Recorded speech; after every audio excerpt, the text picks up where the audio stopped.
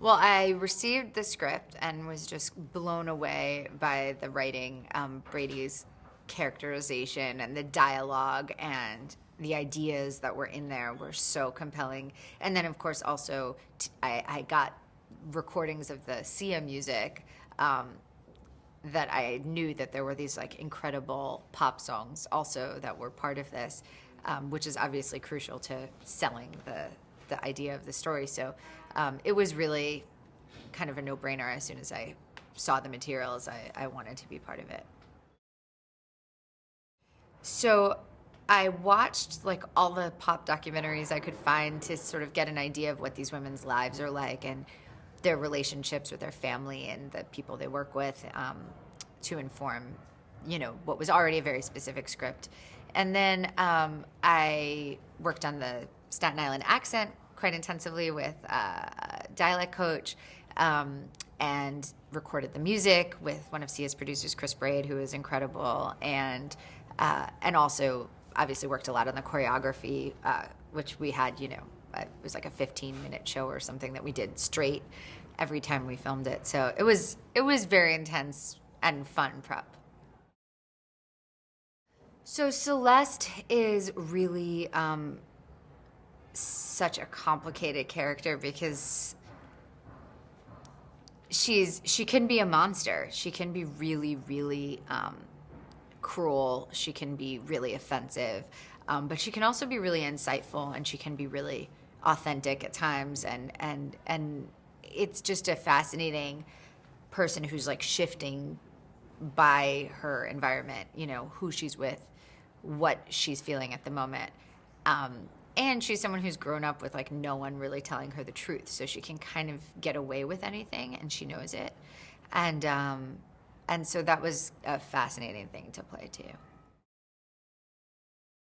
Well, Rafi's such an unbelievable actress that I was really skeptical, to be honest, when Brady told me that he was going to cast her in 2 different roles. I thought it was kind of a crazy choice.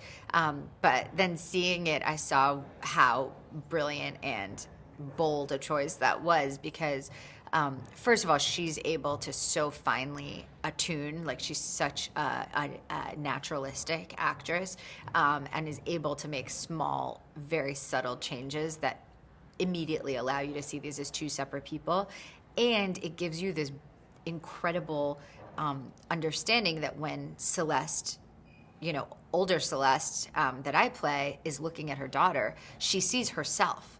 And for all of that like self-hatred and all of that love, self-love, that she like projects that onto her daughter. And so it's there, it's like the child version of herself is always present, and that's so important. I thought that was a really, really smart choice. And because younger Celeste and older Celeste are so different, we really didn't work on trying to coordinate, because they're supposed to be very, very different characters. Can you tell us what audiences can expect from the new album? But that's what the show is about. It's about rebirth. 同級生が起こした銃乱射事件。生き残った少女はこの追悼曲で世界を魅了した。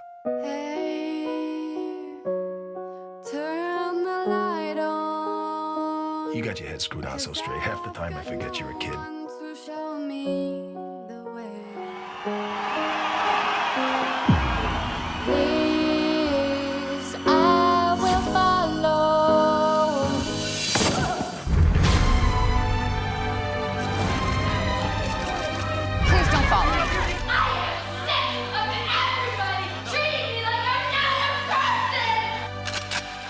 There's been a shooting. They think it's terrorism. The history, I think we should try and view this as an opportunity to... You know, sometimes you just get kicked while you're down. I'm scared.